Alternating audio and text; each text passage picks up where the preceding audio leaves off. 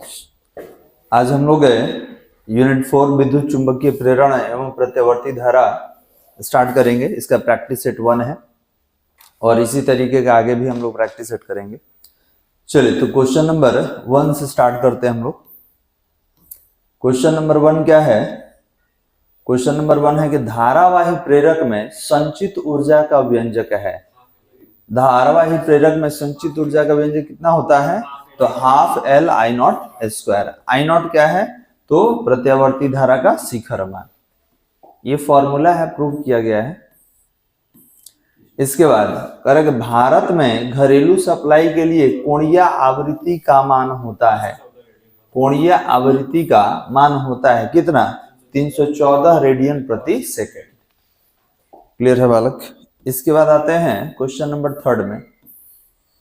करें प्रत्यावर्ती धारा का शिखर मान होता है। प्रत्यावर्ती धारा का शिखर मान होता है कितना होता है? तो I not equal to N A B omega upon R. अगला क्वेश्चन है प्रत्यावर्ती धारा का वर्ग माध्य मूल मान होता है। आई आरएमएस बोला जाता है। रूट मीन स्क्वायर वैल्यू कितना होगा? आई नॉट अपॉन अंडर रूट 2। याद रखिएगा। इसके बाद है ट्रांसफार्मर किस सिद्धांत पे काम करता है? तो जानते हैं ट्रांसफार्मर जो होता है अन्योन्य प्रेरण म्यूचुअल इंडक्शन कहा जाता है, इसके सिद्धांत पे कार्य करता है। ट्रांसफार्मर के मुख्य प्रकार होते हैं। देखिए ट्रांसफार्मर तो होता है बहुत सारे प्रकार का, लेकिन हमको जो पढ़ना है मुख्य रूप से 2 प्रकार पढ़ना है। कौन कौन? उपचाई अपचाई, स्टेप अप स्टेप डाउन। चलिए ऊंचाई ट्रांसफार्मर के लिए द्वितीय कुंडली में फेरों की संख्या होती है। ध्यान देंगे ऊंचाई ट्रांसफार्मर जो होता है वोल्टेज बढ़ाने वाला होता है। इसको इंग्लिश में हम लोग बोलते हैं स्टेप अप ट्रांसफार्मर। और इसमें क्या होता है कि याद रखिएगा इसमें 2 तरह का कुंडली होता है, प्राथमिक कुंडली और द्वितीय कुंडली। तो द्वितीय कुंडली में फेरों की संख्या ज्यादा रहेगा तब वोल्टेज बढ़ाएगा। तो ये क्या करेंगे? ऊंचाई ट्रांसफार्मर के लिए द्वितीय कुंडली में फेरों की संख्या क्या होती है? अधिक होती है। याद रखेंगे द्वितीय कुंडली में फेरों की संख्या क्या होना चाहिए? अधिक होना चाहिए।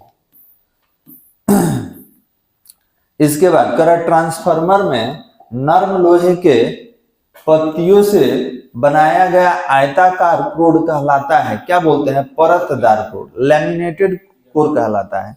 परतदार क्यों बनाते हैं? क्योंकि बहुत तरह का लौह का क्षय होता है, ताम्र का क्षय होता है, फ्लक्स का रिसाव होता है। ठीक है, आपका क्रोड काफी तेजी से जल्दी गर्म ना हो जाए, इसलिए हम लोग क्या करते हैं? उसको परतदार बनाते हैं। चलिए करेगा आदर्श ट्रांसफार्मर के लिए किसी भी प्रकार का ऊर्जा की हानि नहीं होती है। आदर्श ट्रांसफार्मर का मतलब होता है जो 100% वर्क करे, जिसमें किसी भी प्रकार का ऊर्जा का हानि नहीं हो। अगला क्वेश्चन है ट्रांसफार्मर में विद्युत वाहक बल में परिवर्तन होने पर विद्युत धारा के प्रबलता में उसी अनुपात में क्या होता है? परिवर्तन होता है। उसी अनुपात में क्या होगा? तो आप बोलेंगे परिवर्तन हो जाएगा। अच्छा हाँ, देखिए वो होगा परिवर्तन होता है। ऑप्शन नंबर ए है, बी नहीं। ऑप्शन नंबर ए है, परिवर्तन होता है। चलिए यह भी बताया है विद्युत ऊर्जा का उष्मा ऊर्जा के रूप में क्षय होता है। ट्रांसफार्मर में यह भी बताया है तीनों क्षय होता है, लौह क्षय, ताम्र क्षय, फ्लक्स का रिसाव, इनमें से सभी। चलिए नेक्स्ट बताइए ट्रांसफार्मर के क्रोड में फ्लक्स परिवर्तन का कारण भंवर धाराएं क्या होती हैं? उत्पन्न हो जाती हैं। भंवर धाराएं क्या होती हैं? उत्पन्न हो जाती हैं। भंवर धाराओं से क्या होता है?